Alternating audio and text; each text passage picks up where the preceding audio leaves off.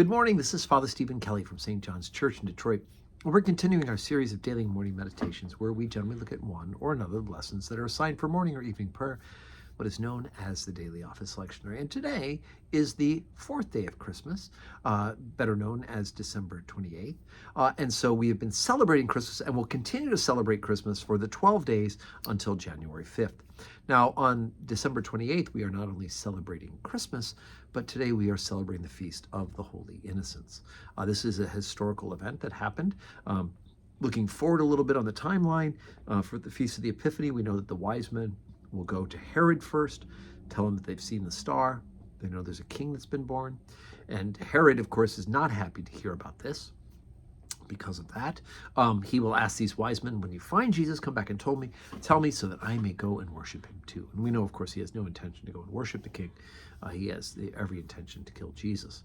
When the Magi learn in a dream not to go back and tell Herod, Herod then has all the children under the age of 2 destroyed in that region. So anyway, so let's read a lesson and then talk a little bit about that. So today, lessons are assigned for the feast days, for the morning office, as well as for the Mass. So the second lesson for morning prayer is from Matthew's Gospel, the 18th chapter, beginning at the first verse. At the same time came the disciples unto Jesus, saying, Who is the greatest in the kingdom of heaven? And Jesus called a little child unto him, and set him in the midst of them, and said, Verily I say unto you, except you be converted, and become as little children, ye shall not enter into the kingdom of heaven. Whosoever therefore shall humble himself as this little child, the same is greatest in the kingdom of heaven.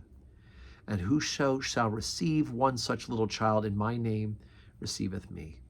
And whoso shall offend one of these little ones which believe in me, it were better for him that a millstone be hanged about his neck, and that he were drowned in the depth of the sea. And then it goes on to talk a little bit about sin and offenses and plucking out eyes and things like that. But the lesson ends with verse 14. Even so, it is the will of your Father which is in heaven that even one of these little ones should perish. Now, Herod becomes for us the example of everything about sin and selfishness that can go wrong, right? He wants to preserve power. We know historically that Herod actually killed some of his own children because he felt that they were trying to usurp him from the throne.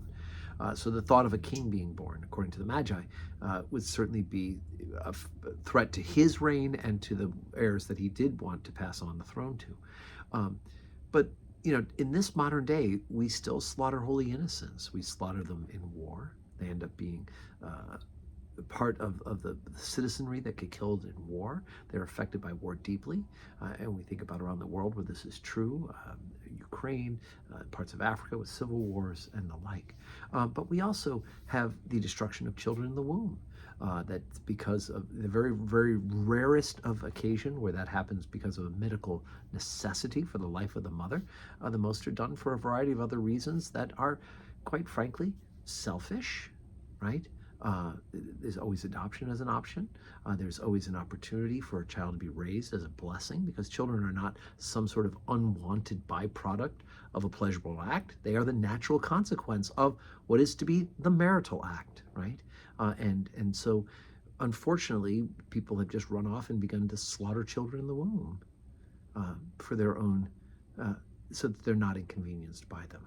And so it's a great horror, as Mother Teresa said, that our country is one that has lost its ability to be called civilized if we are killing children for that reason. So anyway, so today's a day for us to reflect, as we've been celebrating the birth of that child, Jesus, that every child is a gift from God, from the moment of their conception to their natural end.